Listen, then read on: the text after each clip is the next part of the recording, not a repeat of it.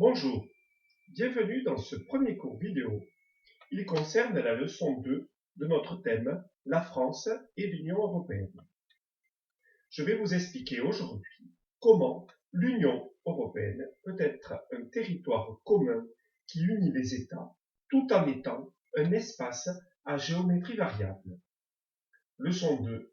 L'Union européenne, un territoire d'appartenance mais à géométrie variable. Quels sont les liens qui unissent les États et les habitants de l'Union européenne? Observons cette carte de l'Union européenne en 2016. Nous distinguons tout d'abord que tous les États du continent européen ne font pas partie de l'Union européenne, comme par exemple la Norvège ou la Suisse.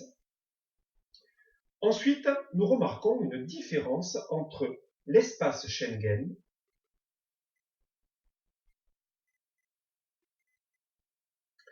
et les États membres de l'Union européenne, coloriés en bleu ici. En effet, certains États, comme la Roumanie, sont membres de l'Union européenne, mais n'adhèrent pas au principe de Schengen. Qu'est-ce que Schengen? Il s'agit d'un espace de libre-échange et de libre circulation des biens et des personnes. Concrètement, le passage d'une frontière n'est plus soumis à un contrôle au sein de l'espace Schengen, comme par exemple entre la France et l'Espagne. Nous pouvons donc déduire un premier bilan de ces observations. L'Union européenne regroupe, en avril 2017, 28 États d'Europe. La libre circulation des personnes est un principe fondamental de l'Union européenne.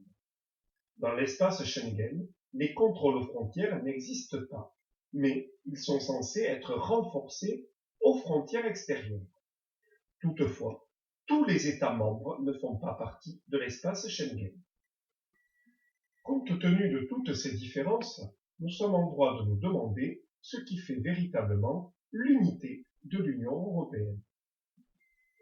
Tout d'abord, l'Union européenne repose sur des valeurs communes comme le respect, la dignité humaine, la démocratie, l'égalité, l'état de droit, le respect des droits de l'homme. Ces valeurs sont précisées et renforcées dans le traité de Lisbonne de 2007. Un État candidat à l'Union européenne doit adhérer à ces principes. En fait, l'Union européenne est avant tout une union autour d'un projet basé sur des valeurs.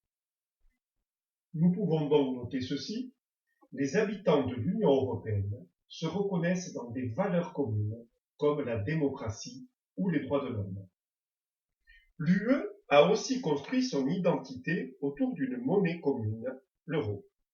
Mais là encore, certains États ont refusé ce projet commun. En fait, 19 États ont adopté une monnaie unique et d'autres ont préféré rester en dehors de la zone euro, comme le Danemark ou la Suède. En résumé, on observe deux grands ensembles dans l'Union européenne, ou deux sortes de géométrie. Ceux qui appartiennent à l'espace Schengen et ceux qui appartiennent à la zone euro. Si nous observons cette carte des territoires de l'Union européenne, nous remarquons que cet espace est aussi divisé sur le plan socio-économique. En effet, la mégalopole européenne, localisée ici, qui constitue l'épine dorsale de l'Union européenne, avec ses fortes densités, ses industries, ses axes de communication, est entourée d'espaces plus ou moins dynamiques. On observe tout d'abord les périphéries dynamiques, comme la France, l'Allemagne ou le nord de l'Italie, mais aussi des périphéries en cours d'intégration, comme la Pologne, qui correspond aux États plus récemment intégrés à l'Union européenne. On peut noter aussi les États baltes, Lettonie, Estonie, Lituanie. En fait, la principale fragilité de l'Union européenne correspond à l'existence de très fortes inégalités sur son territoire, surtout entre le centre et les périphéries. On constate un très net déséquilibre entre les pays de l'Est et ceux de l'Ouest, mais aussi une véritable fracture nord-sud. Toutefois, l'Union européenne n'est pas seulement un espace de fragilité et de fracture. C'est aussi un ensemble d'échanges, de coopération entre les États. Le programme Erasmus en est l'illustration. Ce programme permet à des étudiants d'un pays membre de poursuivre les études dans un autre pays de l'Union européenne. Roberta Metsola, dont le témoignage est retranscrit ici, raconte comment elle, l'habitante de Malte, a pu passer un an pour étudier à l'Université française de Rennes. Cette expérience enrichissante lui a permis de devenir aujourd'hui députée européenne. Pour elle, tout étudiant et universitaire devrait être mobile et passer du temps dans un établissement de notre État membre. Cela aide à former les esprits et les cœurs et à inspirer une génération d'Européens. Or, l'idée européenne divise toujours.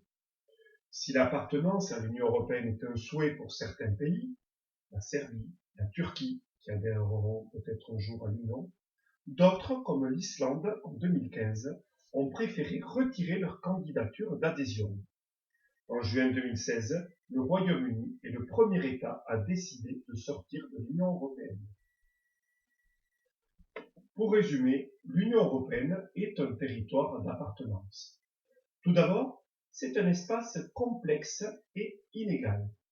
28 États membres, l'espace Schengen avec 22 États, la zone euro avec 19 États, des contrastes économiques entre l'Est et l'Ouest, le Nord et le Sud. Mais c'est aussi des politiques pour construire un territoire commun, comme par exemple aide aux régions les plus pauvres, Eurodistrict avec soutien aux espaces transfrontaliers, transport, TGV, autoroutes, etc. Mais reste tout de même un euroscepticisme, c'est-à-dire que certains États n'adhèrent pas aux idées, aux valeurs, au projet de l'Union européenne et considèrent que cette Union européenne n'est pas assez proche de leurs préoccupations. Pour conclure, composé d'États très disparates, le territoire de l'Union européenne n'en demeure pas moins un territoire d'appartenance pour ses populations. Monnaie unique, circulation des personnes, des biens, projets entre États, l'Union européenne est un acteur du quotidien, notamment pour un pays qui joue un rôle central comme la France.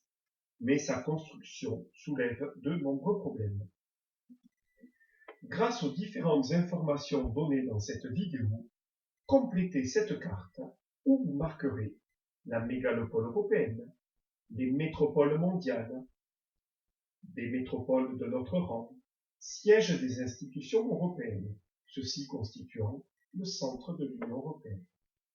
Deuxième partie, vous noterez et colorerez avec la couleur adaptée les périphéries de l'Union européenne. Troisièmement, les grands axes de communication seront à noter.